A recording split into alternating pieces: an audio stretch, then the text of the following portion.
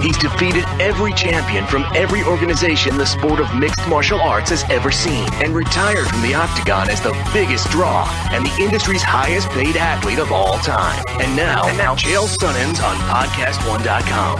And for that, you're welcome. You know what? Here's what you guys could do to do me a favor. Go do a quick survey at Podcast One. It will help this podcast to stay free to download with minimal ads. These podcasts are completely free, guys. This will help keep it that way. Responses will help align the appropriate advertisers to you guys. Their survey is short, and it's completely anonymous. It takes no more than 5 minutes, much more like 2. There's 2 easy ways to do this. You can go to podcast1.com/mysurvey or go to podcast1.com and click the survey banner. If you filled this out before, thank you, but I really need you to do it again. Thanks for supporting the program and the show. Now, please go and complete the survey. So let me rough you up a little bit, and I don't really mean it as an insult as much as an observation, but we did go to practice last night. You came in with your gear. You did not 1 second of the practice. You did your own workout in the corner, which is a paramount story of your life. I grind on you for this all the time, that you're a guy that never has a coach, whether it's a coach athletically or it's a boss in a work situation. You always are doing your own thing. So why would you come to practice with a great coach, great teammates at a great facility, and go in the corner and do your own thing and act as though that was an appropriate workout? Well, there's a couple reasons. First, I mentioned on the show last week that I'm Bill. I'm not even the heavy bag. So a lot of what I need to do is, the first thing I need to do is get some weight off. To go in there last night, I know what I did last week with Jake. I needed to see it. I needed to feel it. But I didn't need it last night. You know, I need to put 28, 30 good, hard days of good nutrition and good activity together to get myself to then be the heavy bag. Sure. I get that. I I didn't think that'd be the answer you were going to give, but I do get that. I remember when I went through that phase trying to come back, and it's such a process. You take time off. And psychologically, the strangest things happen when you take time off. For example, in your head, you've gotten better. In your head, the competition's gotten worse. And the first day you go out there and you get your pants put on for you and realize, no, man, I've gotten worse and they've gotten better. I had this all backwards. It's frustrating. I had the same problem, Joel, where I was trying to get weight off and get in shape. And over a small period of time, I realized I can't do both. I'm just not succeeding at both. I got to do one step at a time. And I had to do the same thing you did. I had to start focusing on diet, counting the calories, get the weight down before I could go in and get the exercise done. Because the mental beating of what you go through in a organized workout when you're not able to move and breathe and be in shape, it's not effective, I guess is what I'm saying. You got to go one step at a time. So I get that answer. I thought you were doing that. So let me ask you this, though. When you do get the weight down, you just said basically you need a month. Are you going to join in with an official coach at a practice? And whatever your answer is fine. I won't. It's your fight. You do it your way. But are you going to join in, or are you going to be the guy, like you have been in the past, that's smarter than everybody and can figure it out on his own? I'm gonna handle the first thing first, which is getting into a position where I can be athletic again. At that point, you say you have a vision of the history of my history as it pertains to you in your head. Man, I'm not trying to become the best mixed martial art fighter in the world. When I fight Wes, I'm trying to get in shape and get in a goddamn fist fight. So whatever I'm going to do, I'm going to do with that in mind. You know, I fought 5 times. Every single time, I got as prepared as I possibly could. You want to talk about the first fight? I hired Robert Follis.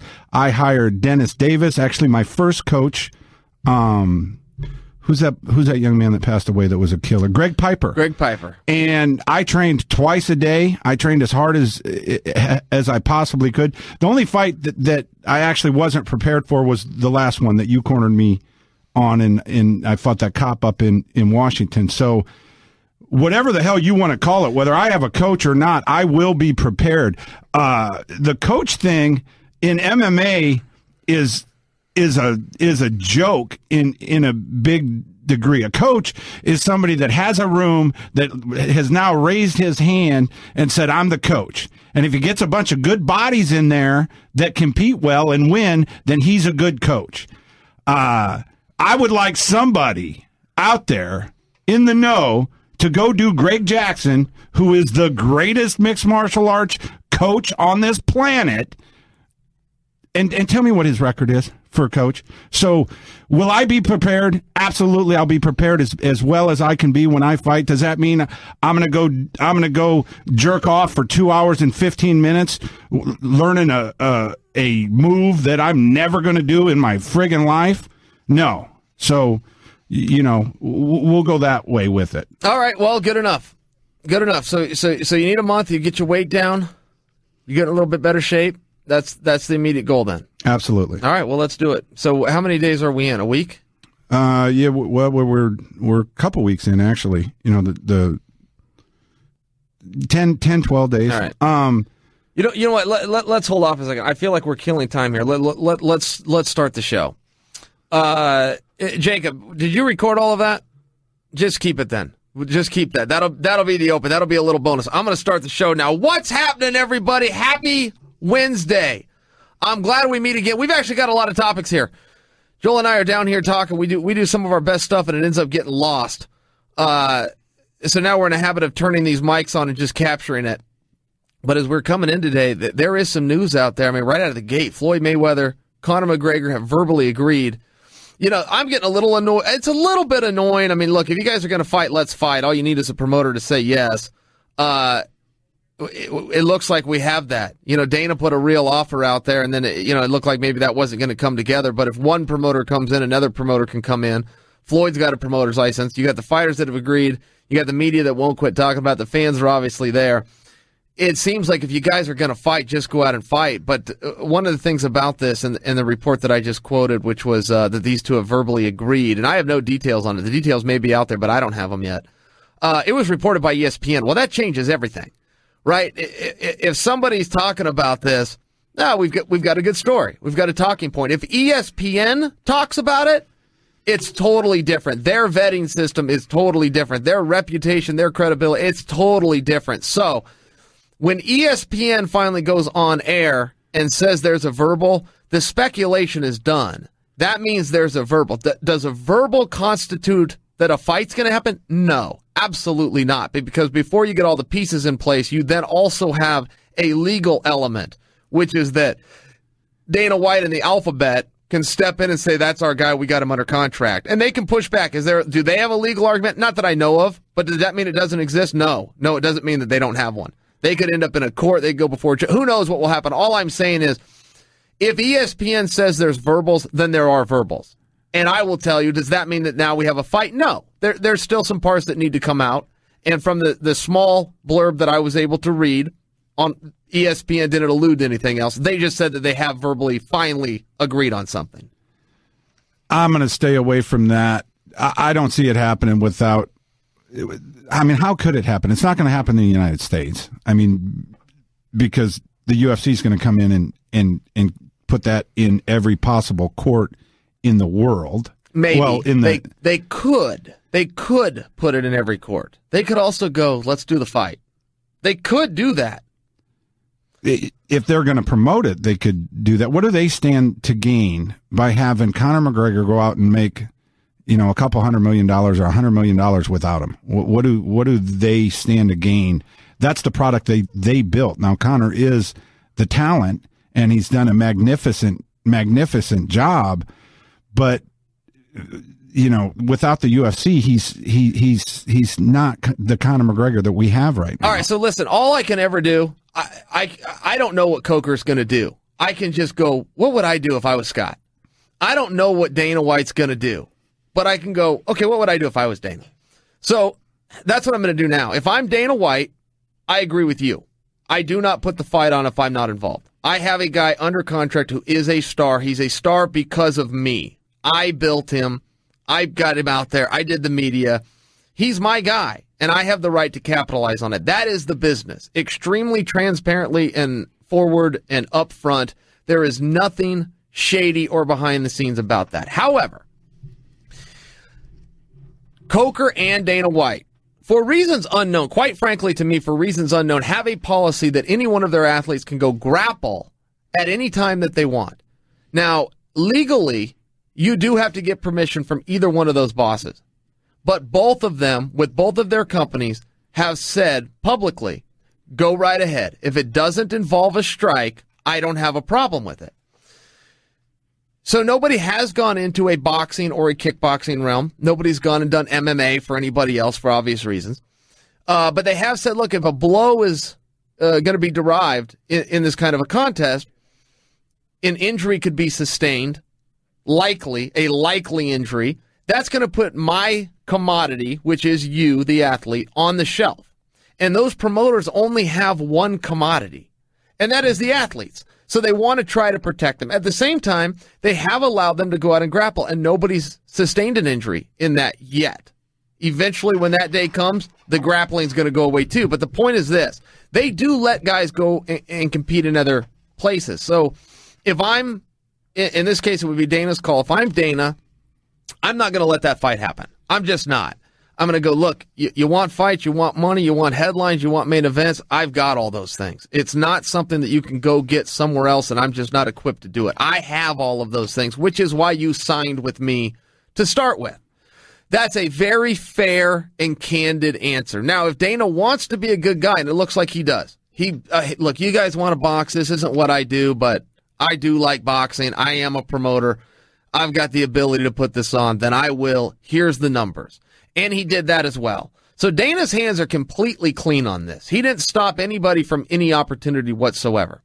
That doesn't mean that those guys are going to agree and that Floyd's going to be able to work under Dana. Here's what I can also tell you about Floyd. But this could be old news. Floyd, at one point, when he had his Showtime contract, it was a 6-fight deal. But all of those fights were also to take place at the MGM specifically, not just Las Vegas. They couldn't go to Mandalay Bay, UNLV, any other venue. It had to be at the MGM.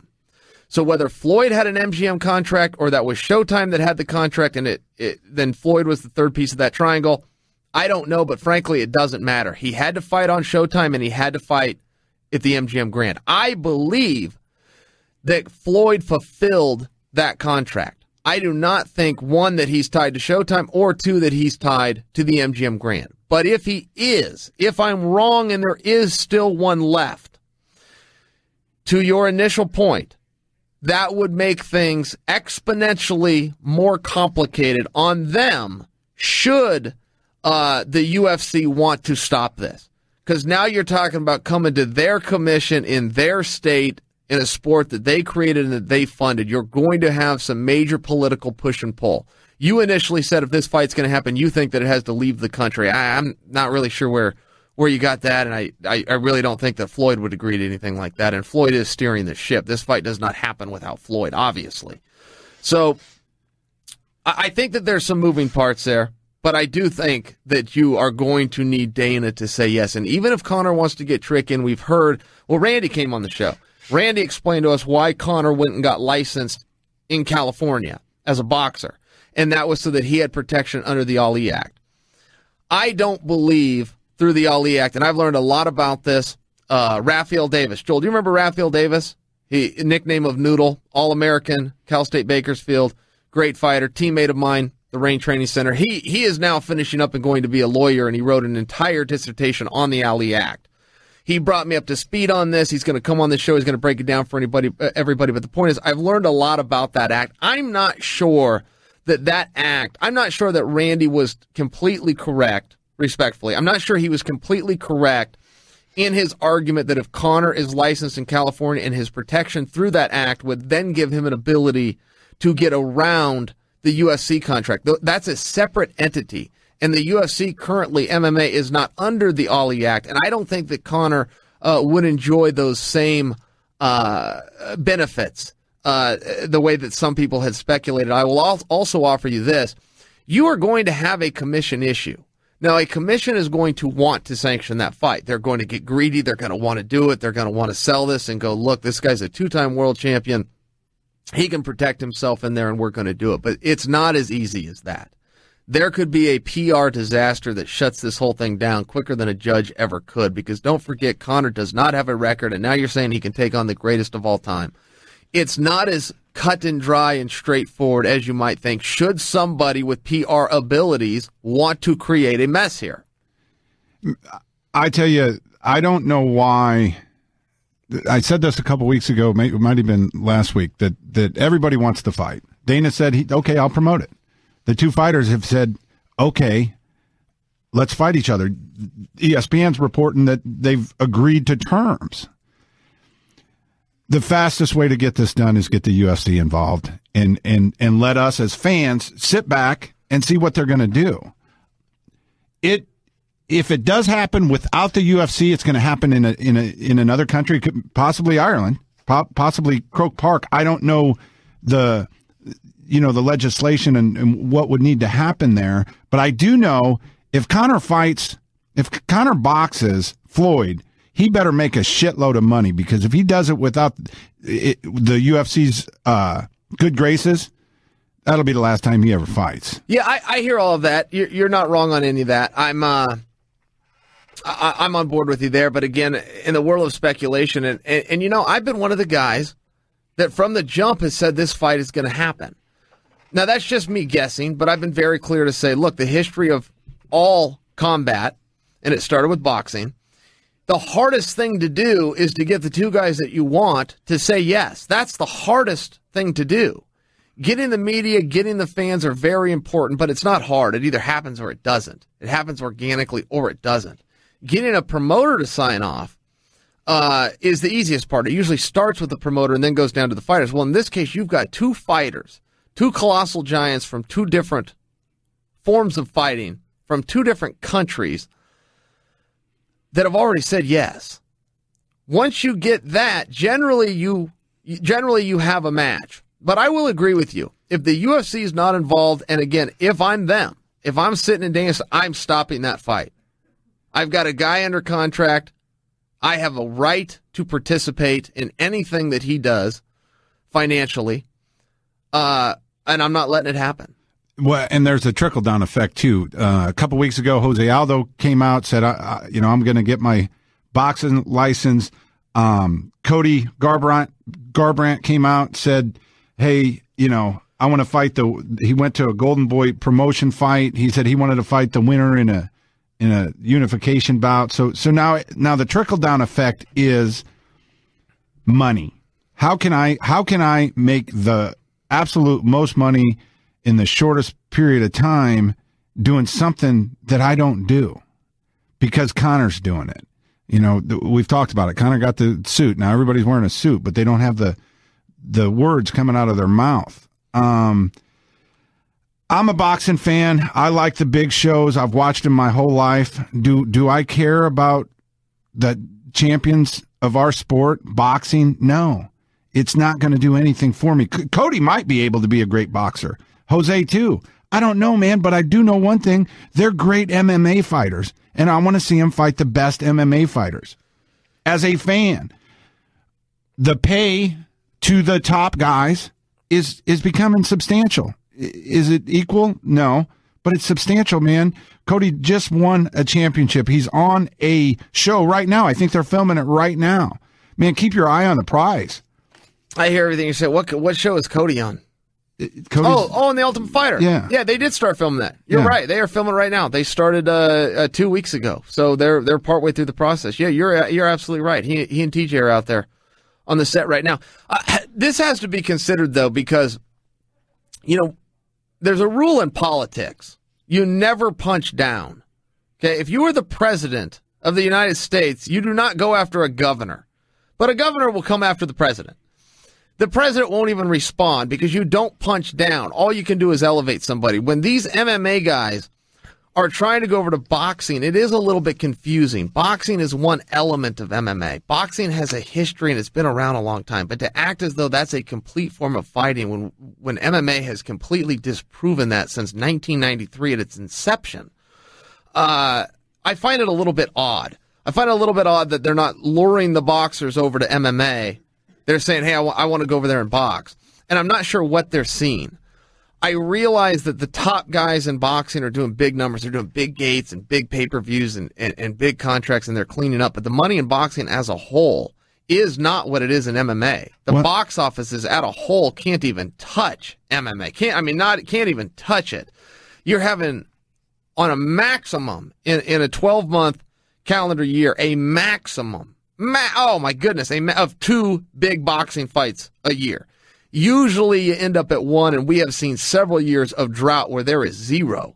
So the money and the exposure and the opportunities that are going around boxing cannot even begin to compare to that of the guys in MMA. And that's all the guys. We're talking about the champions right now. We're talking about Jose Aldo wanting to go over and do something like that. Jose, I don't know who's gotten in your ear, but there's not a boxing promoter in the world that's going to pay you 7 figures, what Dana White's paying you. And the same thing goes with Cody. That could change in time. Now, Conor's in a unique spot. If you're talking about Conor going into boxing, so what?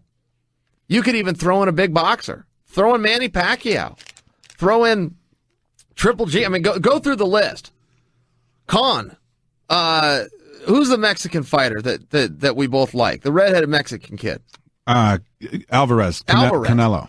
You throw in any of those names, you've got nothing. Okay, it's Conor versus Floyd. It's uniquely that one thing. Floyd is driving that ship. He is the bigger star of the two, so you got to do it his way, and he's not coming over to MMA. But these guys that are thinking that, hey, boxing's the way to go, it's like, no, it's not, and it never was. If it was from Jump Street, you would have gone into boxing from Jump Street. Well, listen, you said something interesting last week, and I didn't even, or again, might have been the week before, I didn't even kind of pick up on it. You said, is this something that we want to see? Well, yeah, we'll watch it. You know, MMA guys will watch it. Yeah. Is it something that the boxing fans that are not MMA fans, because there's a ton of them. Yes. Boxing, you know, think about it, guys. Boxing is a couple hundred years old. It's hundreds and hundreds of years old. MMA is 25 years, 30 years, something. It just started. So to think we have more MMA fans than there are boxing fans, I don't believe it. I don't buy it. And I don't think that is going to sell, to your point, to the real boxing fan. Yeah, no, that's right. The boxing community is not behind this fight. The MMA community is. We're pretty fired up about it, actually. And we understand that our guy is going to come in second. We still want to see it. MMA is just hungry for that. You know, you remember the days when MMA thought we had to compete against boxing and we had to compete against professional wrestling. And what we learned in a short period of time was, no, it's the same fan. We're not competing to bring you guys over here and say MMA is the best. No. The guys that watch MMA are the guys that watch Vince's product. They're the ones that watch Bob Arum's product and Don King's show. They don't care. And we didn't know that, but boxing isn't necessarily the same. When you have that hardcore boxing guy, he doesn't really want to see this fight. And so, I mean, I think they do have a couple of tricks there. Now, Ireland is going to get behind it, period. MMA is going to get behind it, period. And there's going to be a lot of media and a lot of boxing people that do get, but this is tremendous business, absolutely tremendous business. But it's not the slam dunk that many people think it is. And it's also not something where, you know, Cody, by example, or Jose, if they're talking about going into this, that is a little bit confusing to me. It's like, hey, guys, you're fantastic talents. You guys could have been the best boxers in the world. But a number of years ago, you elected to become the best MMA guys in the world, and you elected to do that for business reasons. The business hasn't changed in boxing for the upturn. It has changed in MMA for the upturn, so stick with MMA. And any of those guys that are looking at what Conor's about to do, hey, even Conor isn't going to go do great things without Floyd. It's the perfect storm. It's a one-off. It's a one-time deal. It's a sideshow. It's an oddity. It's all these things that you want to talk about, but it's still real. It's very much real. There's very much an opportunity, but it has to be all of those pieces lined up. There's nobody in the world I can think of that you could say Jose Aldo's going to box, and I'm going to go, wow, I got to see that. Same thing goes with Cody. There is guys you could say Cody's going to go do MMA with, And I'm going to go, wow. In fact, he's got one now. TJ Dillashaw, his former teammate. Incredible storyline. As organic and real as it gets. And the same thing with Jose Aldo. Some really incredible storylines built in for MMA for him that weren't there years ago. Nobody really ever cared about Jose. Fantastic talent. He hasn't got people to care. Well, that's changed a little bit. There are people that all of a sudden you're going, you know what, I do want to see that fight. Max Holloway versus Jose. We were that way with Frankie. That fight happened a couple times. Okay, fine. Conor, of course, versus Jose. I mean, there's a lot of things for Jose right now. For him to think, hey, I want to jump ship and go into a different sport. It's like, hey, Jose, I'm not sure you've thought this through. Your time is finally here. You worked really hard to get it, but go out and enjoy it a little bit. Did you get a chance? Those are great points, by the way. Did you get a chance to watch the UFC this weekend? A chance. I cleaned up. I cleaned up on the UFC this weekend. You know where I did it? You know where I did it. I don't have to tell you. I did it at BetDSI. Guys, go to BetDSI.com right now. Set up an account. BetDSI has over 20 years in the business. They are a top-rated sports book. By many review sites, they've even got mobile access. The product is easy, simple. You can use it anywhere. If you're on a smartphone, go download the BetDSI app. Here's the deal. For my listeners only. For my listeners only, 200% bonus. Guys, I do not know how long this is going to last. I can't believe they put this offer out here to start with. 200% bonus on your first deposit by using the promo code Chael200, which means if you put up $500, you can put up anything. I'm using this number. If you put up $500, 200% bonus means you will have $1,500 on the books over there. $500. When you go to checkout, you will see $1,500. It can't be any simpler than that. I've never heard of a deal this good. I don't know that they're going to do away with this, but I'm telling you guys, they're likely going to do away with this because this doesn't make any kind of sense. They are going to give you 200% on your money just for signing up. Go to BetDSI.com. Set up an account. Use the code Chael200. Now, Joel, you bring up the show this weekend. Team me up on something. Where do you want to start? I'll start with this. Dana White hated the show. Did you hate the show? I liked the Anderson fight, and I liked the. It was okay. Yeah. I didn't hate the fight. It was okay. Yeah, God, it was okay. It wasn't good. When I heard Dana say how much he hated, I thought, God, am I that out of touch with this? Really? Because I didn't leave there disappointed as a fan. I thought there were some interesting matches, plenty of talking points. I thought going into it, some of the matchups were bizarre. For me to put Jacare against Bosch, I didn't get it. I thought, okay, this is a little transparent to me that Jacare is in line for a title shot, and you're trying to preserve that. He needs to go out and get a win, but you gave him a guy that stylistically he should get a win over. I thought that was a little bit weird. Anderson versus Brunson. I didn't get that. I still don't get it. I thought the contest was fine. Brunson, because of the anxiety and being in there with Anderson, his energy got zapped. You know, he went out there. I thought he did what he needed to do. Was it that fun to watch? No. Was there things if they rematched and Brunson goes and watches that he'll wishes he'd done different? Yeah, there was. Did he win that fight? Yeah, he won that fight. Did he win the decision? No. You get into the Holly fight.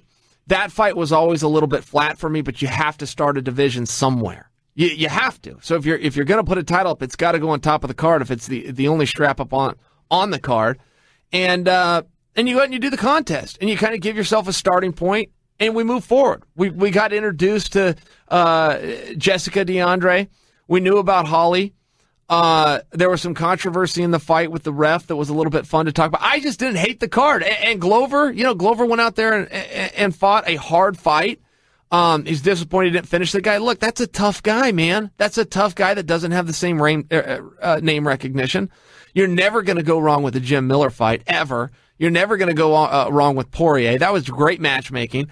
I just didn't hate the card. I came away and have we seen some more exciting cards? Yeah, but you say that every time. That's a silly statement. Was that a dud? No, it wasn't a dud. I was happy to give him my money. Now, this was the first or one of the first fights with the 10-7 round.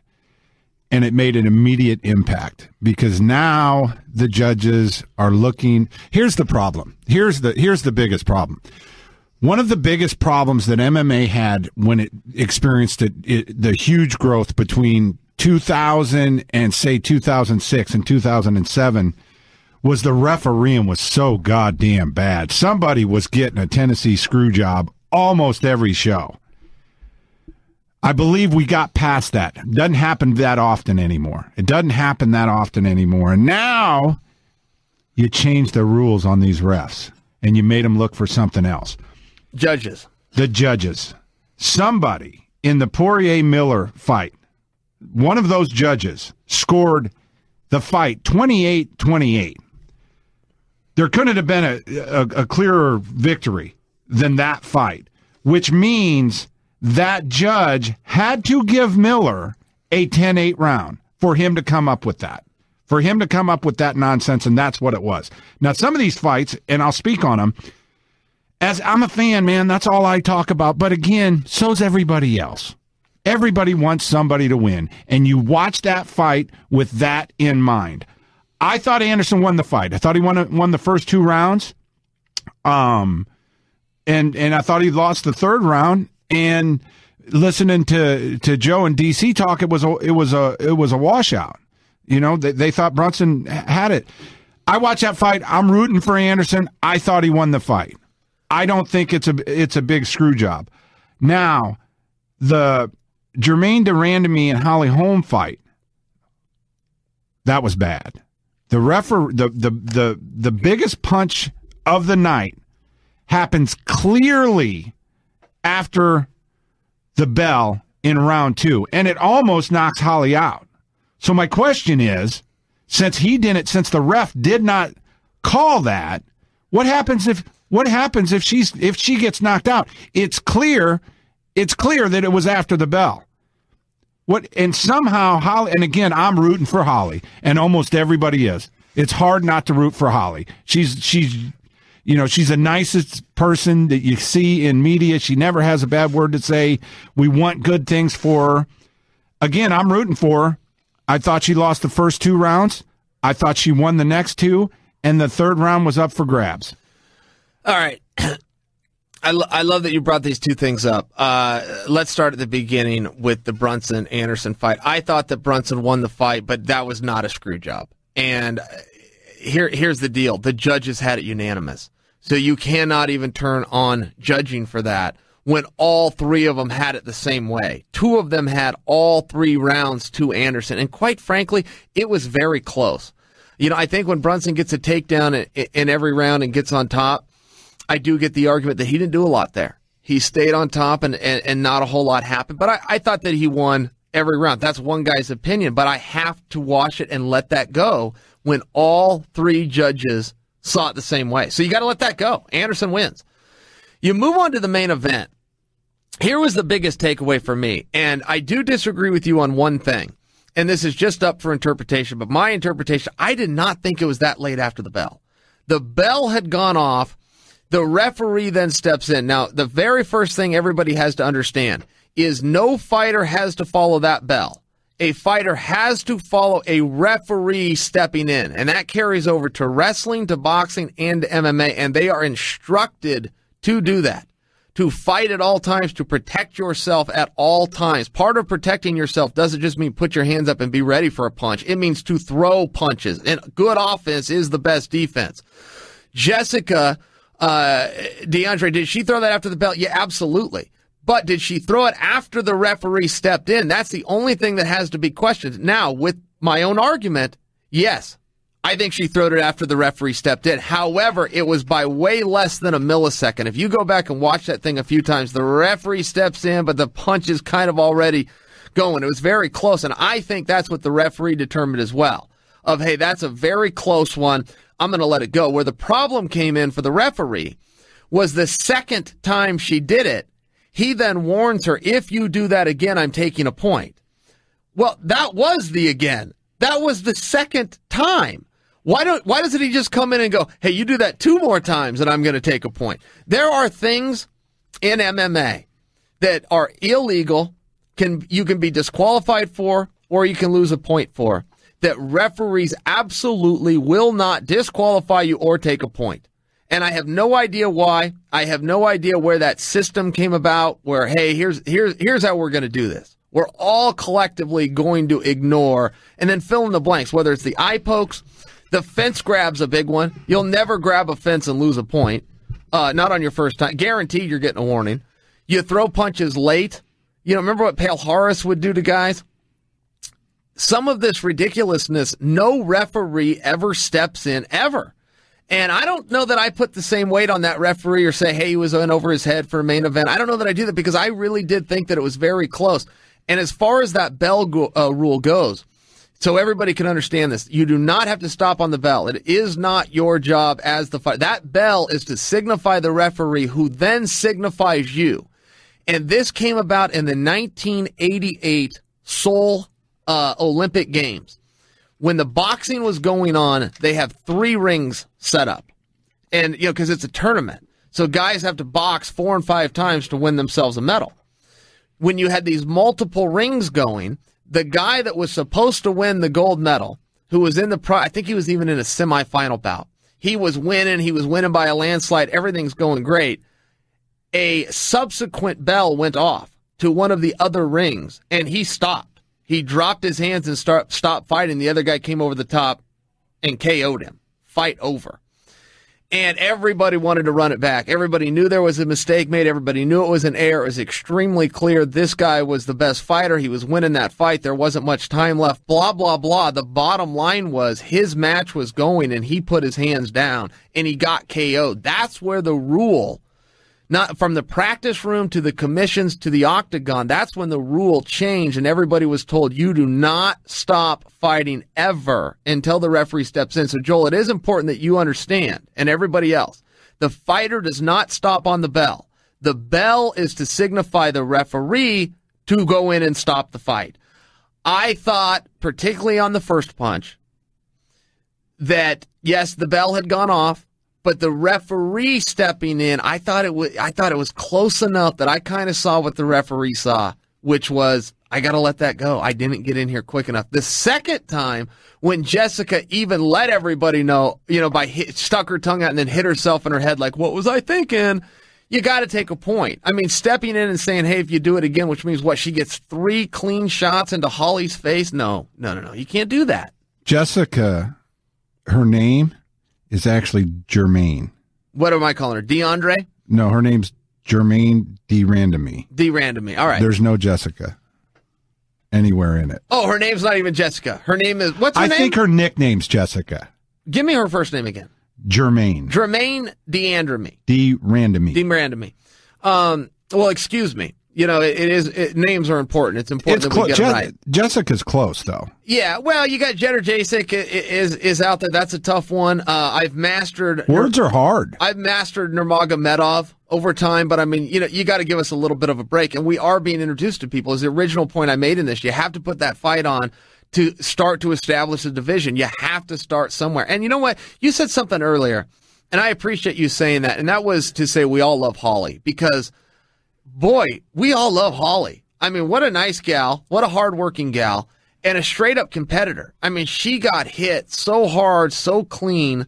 The punches that happened in the fight that she's ready for, that she's moving, that she's bobbing, those were hard. So imagine when she goes still, starts to put her guard down, is ready to walk to her corner, takes a sigh of relief, if you will, and then gets drilled by the baddest girl in the world at the heaviest weight class contested. Not very many people would have continued. Holly stumbled to her corner, got off that stool early, and started bouncing side to side to get the feeling back in her legs. That is a competitor, and that is impressive. As she's lost 3 in a row, and the whole world is coming to an end. But the reality is, she lost to Misha. She was winning that fight. She lost a close decision to Valentina, who's now going to fight for a title, and now she lost another razor close decision. So these are the best fighters in the world, but the advice that you gave Ryan last week, an up and comer, is, man, it's not always about winning and losing. in this case, how far does she drop? I mean, she doesn't drop that far in either weight class, whether she's at 135 or whether she's at 145. Holly's a killer, and she's going to get better. So yeah, we do love Holly. And well, I agree with everything you just said, and I didn't even know she'd lost 3 in a row. The way she goes out and competes and fights, it doesn't matter. She could have won those fights or lost those fights. I like what you said about the Misha fight. I picked against Misha when she went in to fight Nunes. And it wasn't against Misha personally. It was just, hey, listen, I just watched her get whipped. You can raise her hand and put that belt around her, but I just watched Holly Holm whip her. I watched her get whipped in her very last fight. That happened. So the other side of that coin is, yeah, Holly had a great performance that night. She outfought Misha, but she lost the contest. She lost a position. What was that, the 5th round? Her fight with the Russian gal was a main event fight. It was razor thin, as you said, and it was a main event fight. She then loses this world title fight in a different weight class. So the fights she's competing in are either for world titles or their main events. When and you brought up Ryan, he's fighting for the championship. When you're fighting for championships, when you're fighting in main events, you're still at the top, and they're not all going to go your way. But I did not even realize that Holly had lost 3 in a row, so you just said that. And I do not think the world is coming to an end for her at all. I think she goes to number 3. I think they put Cyborg as the number 1 contender at that weight class. And I think that Holly leaves that weight class. I think she's bouncing back to 135, where I think she belongs, and she becomes an immediate contender there as well. Yeah, it's good to see, people talk about who fights at 145 pounds. Well, we don't know those people, but they're out there, and the UFC is going to build them.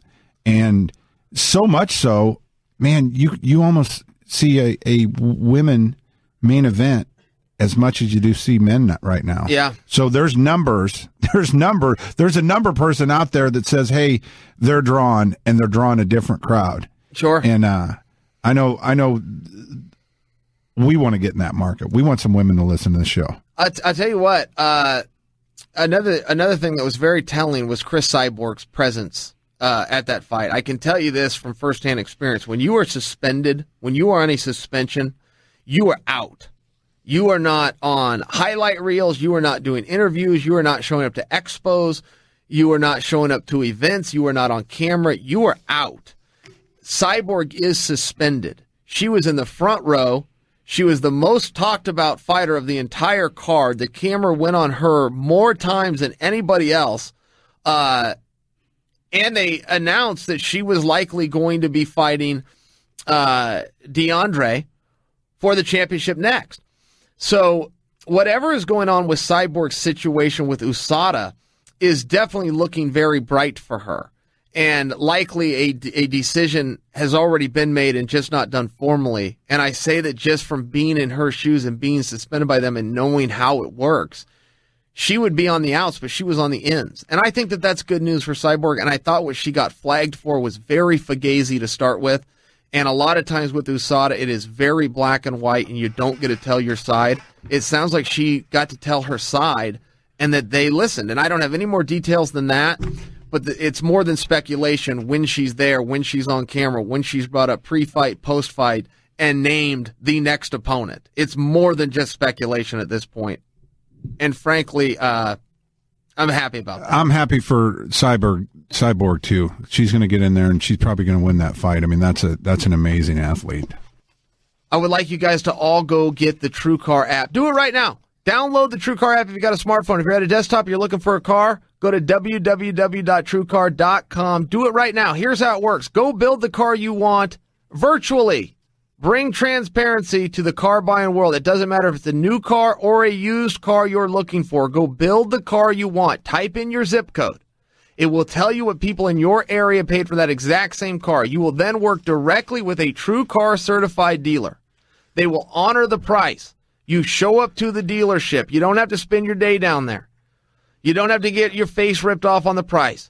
You don't have to go in and look up the Kelley Blue Book and try to go in there and figure this thing out on your own, leaving in a stripped-down version of your dream car, making twice the monthly payment. Those days are gone. Go with TrueCar. Most people are saving almost $4,000 off of the MSRP from my friend TJ McCord. Joel, to your ex-wife, Jennifer Harmon.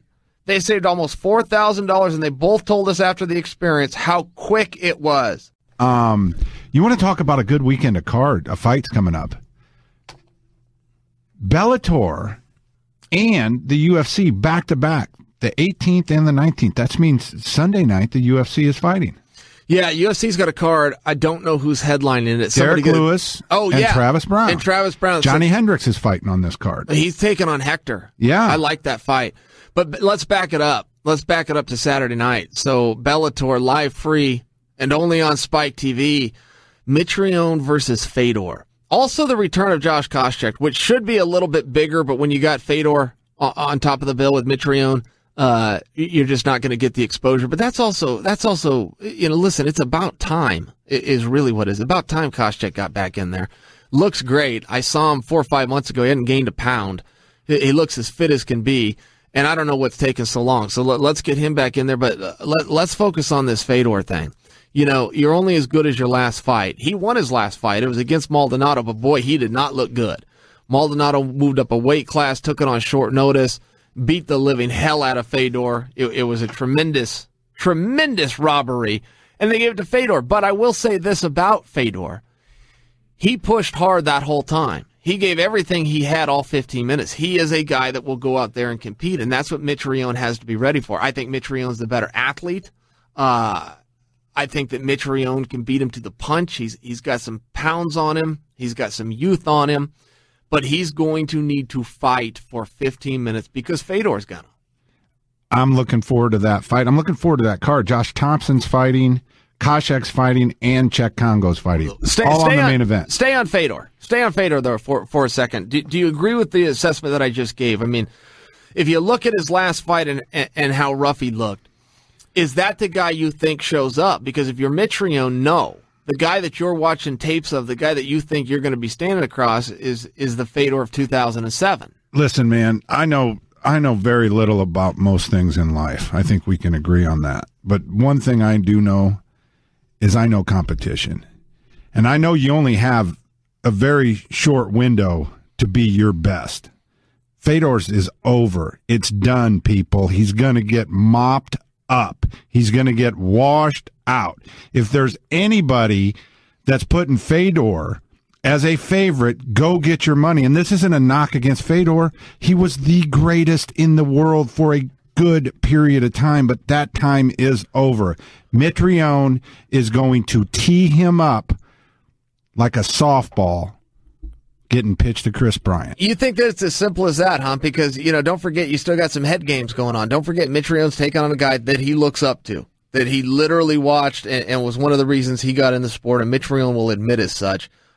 He's in a main event. He's got a lot of press. He's got a lot of pressure. They're going to do good numbers. They're going to have a packed house out there. You do have some intangibles like that. If you think that Mitrione doesn't have to go out and compete, you're wrong. I will shave my head up here if Fedor wins that fight. Really? Yes. We'll do the old head shave. Okay. I'm on board with that. Absolutely, he's going to win that fight. All right, well, we're going to find out. So that's going down next Saturday. We're going to be out there. I get to call that fight. I'm staying out of that one as far as the way my opinion goes. You're calling that fight. Yeah, I will give my assessment, which I just did.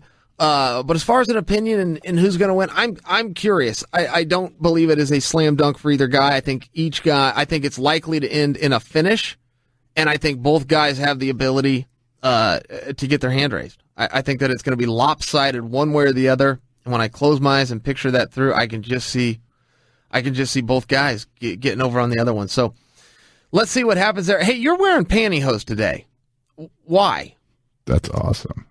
Why are you wearing that? Why am I wearing pantyhose? What do you mean? These are the things Into that the you wear. microphone. These are the things you wear. What do I call these? The things I wear to practice. To practice, yeah. Yeah, but I wear pantyhose to practice. They're called, what are they called? Compression. Well, I was getting ready. I went to the sauna this morning. I know Sydney Harris is going to demand that I have a picture of you, much like the cut lip. No, don't take any more pictures. Too late. Snapped it. But we're not in practice, and you are wearing pantyhose around. You call them nut huggers, is what you call them. There you go. No, I got a pair of shorts on, and then I got.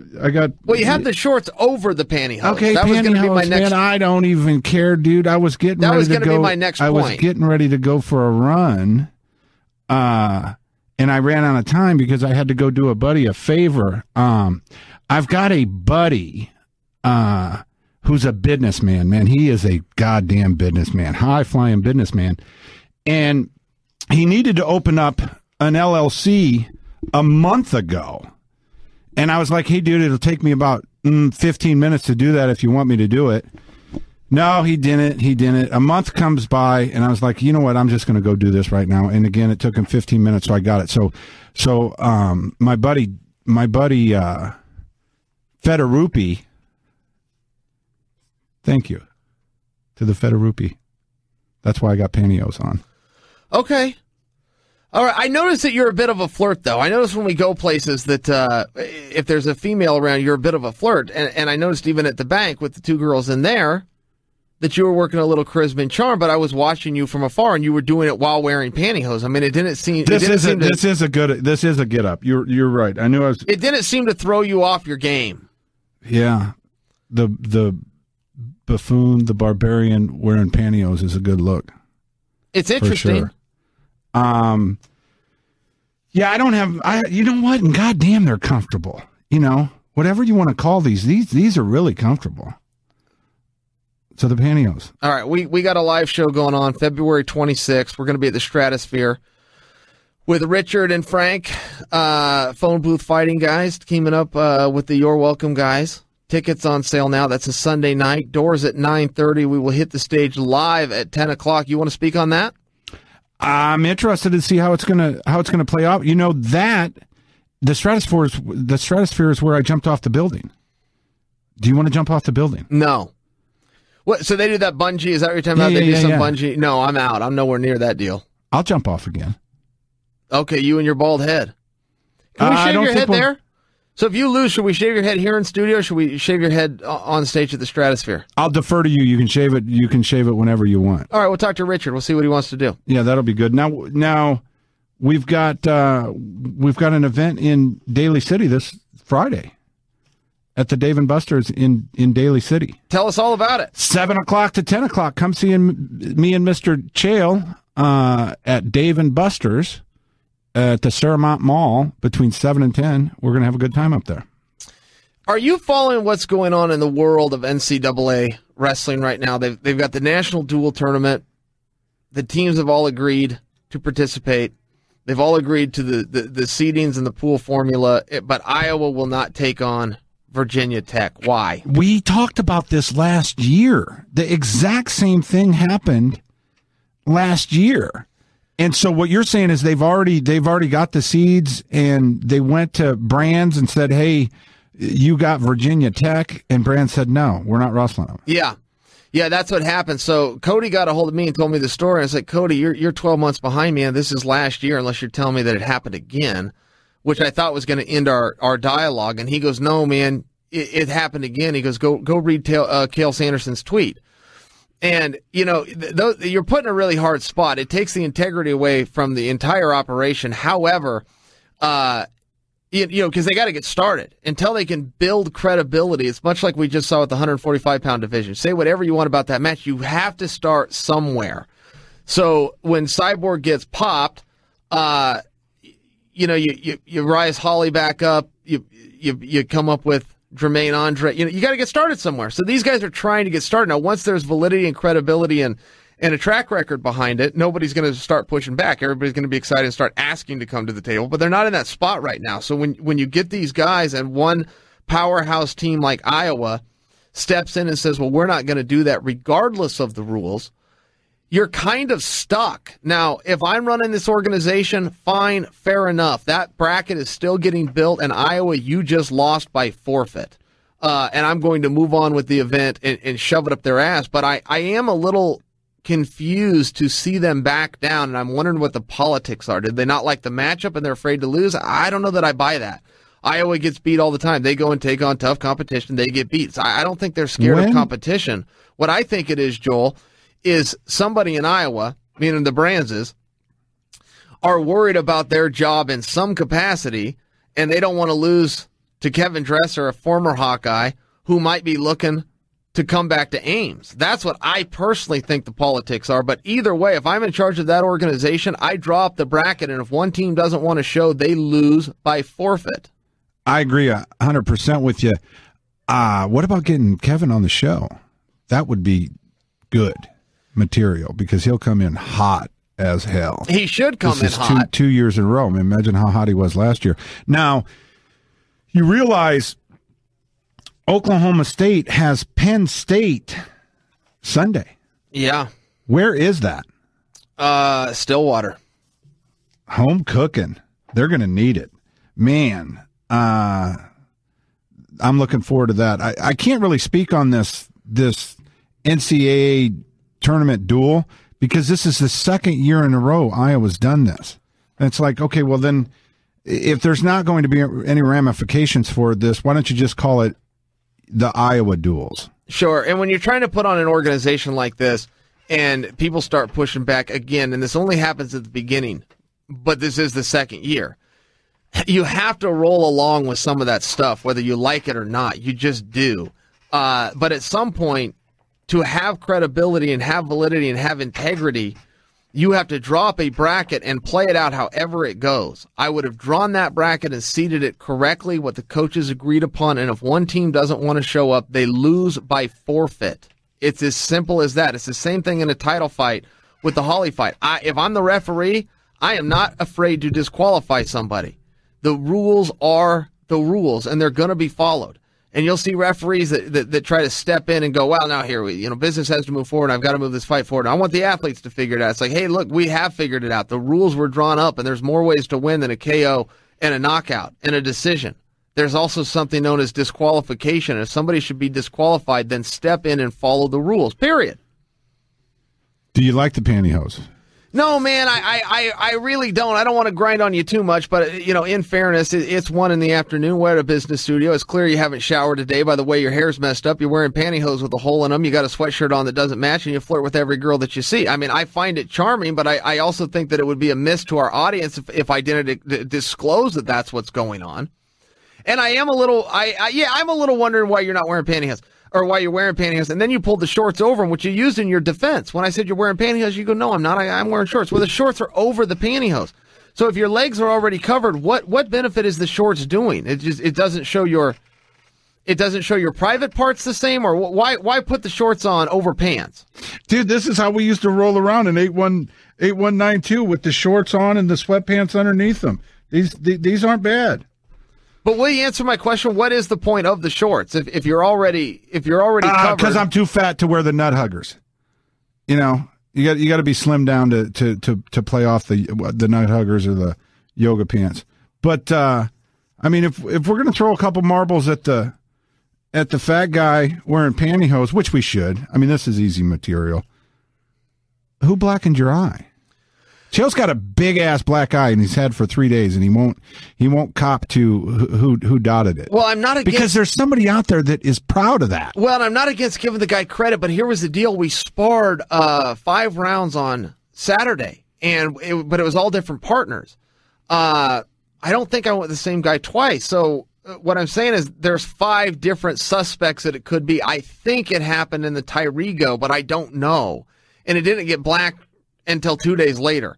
So it wasn't like he could hit me, boom, your eye's black, and he throws you out of sorry. The round just keeps going. I think it was Tyree, but no, it's not a matter of I wasn't trying to tell you as much as I don't know. It was 1 of 5 guys. I tell you what, you do look a lot tougher with a black eye. Yeah? Yeah. I mean, I seen you coming for the Jeep the other day and getting in. I was like, God, he looks tough. Okay. I guess I'll take that.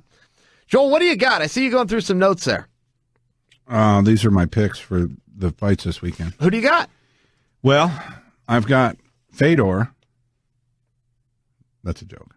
I got Mitrione. I got Josh Thompson. No, wait just a second. Oh, you got Mitrione. Yeah, of course. I got Mitrione. I got Josh Thompson. I got Koscheck. I got Czech Congo. And then in the UFC, I've got Derek Lewis, Johnny Hendricks, and Ryan James. All right. I'm not familiar with Ryan James. I'll tell you, Johnny Hendricks is in for a hard fight with Hector. Everybody that fights Hector is in for a hard fight. Where I will disagree with you is you taking the beast, Derek Lewis. I think that Travis Browne wins that fight. I think he wins that fairly handily. I don't know that I even find that. I don't know that I find that ultra competitive, unless something happened with Browne, and you might be of the mind that he's on a slide and he's not ever going to climb back to his spot. I can just tell you, Travis Browne of old, Travis Browne of say 2013, doesn't have a very hard time with this fight. I disagree with you. I think Derek Lewis is getting better, more confident, and I think he's going to stop him by ground and pound in the first round. Oh, really? First round? First round. Wow. So that means, so are you holding Derek Lewis to a high standard, or are you thinking that Travis has slid? Because I could be wrong on it, and Derek is just better than I've given him credit for. Man, those heavyweights. Travis has been in some wars, and he's been out there several times in the last year. So, I think he slid a little bit, and he changed camps. So if he comes and wins this, then everybody's going to say, "Oh, he should have never been with Edmund." And if he loses, he loses. But I think Derek Lewis is coming up. Yeah. Well, he certainly appears to be on a roll. I didn't think Derek Lewis looked very good in his last fight. To tell you the truth, I wasn't even prepared, so I just grabbed I wasn't prepared for you to ask me what I was looking at, so I just grabbed that and I started reading off names, and then I tried to back it with, I don't know who Ryan James is either. It appeared as that. I mean, I noticed your tone changed. I noticed the energy was down. I didn't know what was going on. I thought maybe you're still reflecting on the pantyhose comment and you didn't like that, but you did seem a little behind the eight ball on that. All right, everybody, since Joel is falling asleep, Joel, do you got anything else for us? Are you awake? I just got to tell you that the pantyhose is pretty comfortable, man. I do look like an idiot, but man, am I comfortable. What is with the shower, by the way? When do you shower? Because you don't stink. I'm not giving you a hygiene issue. You always smell good, but it's clear that you don't get up in the morning and shower. You a nighttime shower guy? Oh, you're wrong, brother. I was at the gym at 7:10 this morning. Then why do you always have bedhead? Why do I have bedhead? Because I haven't got my hair cut in a while, and so. So let's say you do shower. You don't run a comb through it. You don't grab some gel, some hairspray. You just head out the door. I just go like this. All right, everybody. Until next time, I'm Chael Sonnen, and you are welcome. Don't cut, baby. Thanks for listening to You're Welcome with Chael Sonnen. Download new episodes every week at podcastone.com. That's podcastone.com. Hey, it's Jordan Harbinger. For the last 10 years, I've successfully helped people build their self-confidence with my Art of Charm podcast. And now, along with Art of Charm, I'm hosting a new show. It's Podcast One's latest program, The Forbes List. On the show, we talk to the Forbes editors that curate their famous and respected lists, like self-made richest people, billionaires, and highest-paid athletes. We'll get behind-the-scenes insight and information that doesn't make the print cut. It launches this week, on February 16th. So please subscribe on iTunes to the Forbes List, and don't forget to rate us, review, and share. Stay tuned for the latest AP News headlines from Podcast One, right after this. AP Update, I'm Ed Donahue. President Trump says his now former National Security Advisor Michael Flynn was treated unfairly by the media. I think in addition to that, from intelligence, papers are being leaked, things are being leaked. It's criminal act, and it's been going on for a long time before me. The president says Democrats are trying to cover up for Hillary Clinton's loss on Election Day with what he has called this Russian connection nonsense. At a joint news conference with Israeli Prime Minister Benjamin Netanyahu, President Trump also said the threats against Israel are enormous. That includes the threat from Iran. My administration has already imposed new sanctions on Iran, and I will do more to prevent Iran from ever developing, a nuclear weapon. The president also says he will push for a peace deal between Israel and the Palestinians. AP Update, I'm Ed Donahue.